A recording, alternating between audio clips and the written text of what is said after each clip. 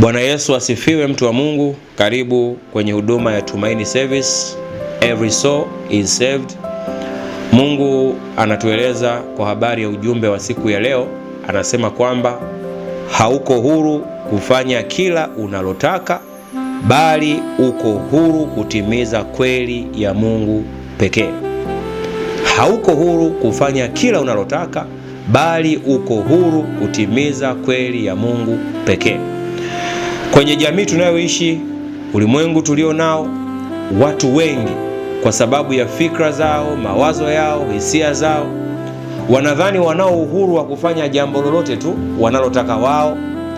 Wana uhuru wa kutimiza miadi yoyote wanaotaka wao. Wana uhuru wa kuenenda na mtindo wote wa maisha wanaotaka wao. Lakini Mungu hayuko hivyo. Tukirejea kwenye kitabu cha Yohana sura ya 17 mstari wa 17, Mungu anasema, Baba, watakase kwa ile kweli, kwa maana neno lako ndio kweli. Kwa nini? Kweli ya Mungu pekee ndiyo kweli inayotupa sisi uhuru wa tufanye nini, tuwe na mtindo upi wa maisha, tuwe na mienendo mipi ya kusema, kuvaa, kutembea, kuzungumza na watu. Lakini watu wengi wanadhani kwamba kwa sababu ya uhuru uliopo wa kisiasa, uhuru uliopo wa kiuchumi, uhuru uliopo wa kijamii, wanafikiri kwamba wako uhuru tu kufanya lolote ambalo linapita kwenye masikio yao, kwenye macho yao, kwenye mtindo fulani wa maisha. Na wakisoma kitabu cha Yohana sura ile ya 8 mstari wa 32, Mungu anasema hivi, tena mtaifahamu kweli, nayo hiyo kweli itawaweka huru. Sasa watu wengi wanang'ang'ania pale mwisho, niko huru, niko huru, nimewekwa huru, nimewekwa huru. Ni kweli tuko huru, tumewekwa huru kwenye ulimwengu wa roho, tuna uhuru kwenye ulimwengu wa mwili, lakini uhuru wetu una mipaka ya kusimamia kweli ya Mungu. Nje ya kweli ya Mungu hatuko huru. Nje ya kweli ya Mungu hatupasi kuyatenda hayo. Nje ya kweli ya Mungu hatupasi kuenenda na mtindo huo wa namna hiyo ya maisha. Kwa mfano, tukisoma kile kitabu cha Wakorinto wa kwanza sura ya 6 mstari wa 12, Mungu anasema, vitu vyote ni halali kwangu, lakini si vyote vifaavyo.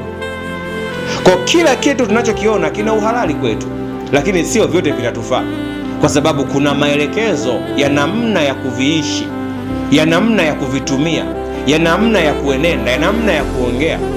Kwa nini Mungu anazungumza kwenye kile kitabu cha Zaburi 1:1 kwamba heri mtu yule asiyeketi kwenye mabaraza ya watu wenye mizaa?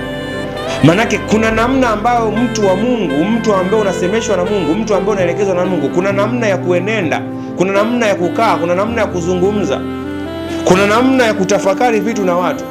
Kwa hauna uhuru tu kwamba kila sehemu wewe upo. No. Kila mwenendo ni wa kwako. No. Kwa hiyo tukikaa kwenye mtazamo wa kimungu ni kwamba hatuna uhuru huo. Uhuru wetu sisi umefungwa katika neno la Mungu, umefungwa katika maelekezo ya Mungu, umefungwa katika maagizo ya Mungu. Ndio maana alipokuwa akizungumza na watumishi mbalimbali katika wito, mfano Yeremia aliambiwa, mimi ndiye niliyekuamuru. Kwa manake nje ya amri ya Mungu hakuna amri nyingine ambayo inapaswa kukuongoza. Ndio maana tukimalizia kitabu hicho cha Wakorinto, Mungu anasema hapo, vitu vyote ni halali kwangu, lakini mimi sitatiwa chini ya uwezo wa kitu chochote. Kwa mfano, amri 10 za Mungu, Mungu anasema kwa mfano, usiseme uongo. Manake sina uhuru wa kusema uongo. Mungu anasema usizini, sina uhuru wa kufanya zinaa. Mungu anasema usiibe, sina uhuru wa kuwa mwizi. Kwa huna uhuru tu wa kufanya kitu chochote, ila vitu vyote unavyoviona ni halali tu kuwepo, lakini sio kwa ajili yako. Acha viendelee kuwepo. Ndio maana tukirudi kwenye kile kitabu cha Kumbukumbu la Torati ile sura ya 30 ule mstari wa 19, Bwana anasema, nazishuhudiza mbingu na nchi juu yenu hivi leo, kuwa nimekuwekea mbele yako uzima na mauti, baraka na laana. Basi chagua uzima ili uwe hai, wewe na uzao wako. Kwa laana iko pale, baraka ziko pale, lakini Mungu mwenyewe anasema basi chagua uzima, ili wewe na uzao wako muwe hai. Kwa una uhuru tu, kwa sababu kuna laana ziko hapo, kuna mauti zako hapo, kuna mambo mabaya yako hapo, kuna mauaji yako hapo, basi na wewe una uhuru wa kufanya hayo. Kuna rushwa ziko hapo, kuna ufisadi uko hapo, na wewe una uhuru wa kufanya hayo. No, uko huru, lakini chini ya mwongozo wa neno la Mungu. Mungu akubariki sana kwa neno hili. Mungu akuzidishie na Mungu azidi kukunyanyua kwa jina la Yesu Kristo wa Nazareti, mwana wa Mungu aliye hai. Amen.